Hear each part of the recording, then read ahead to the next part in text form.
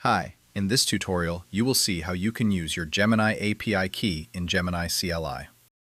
Open the terminal and install Gemini CLI using Node Packet Manager. Then start Gemini CLI by typing Gemini.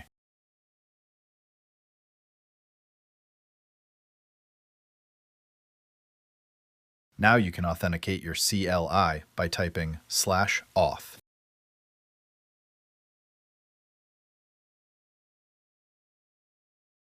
You can authenticate your CLI by browser or API key. Choose API key. Enter your API key and press Enter to save. You can choose your desired model by simply typing /model.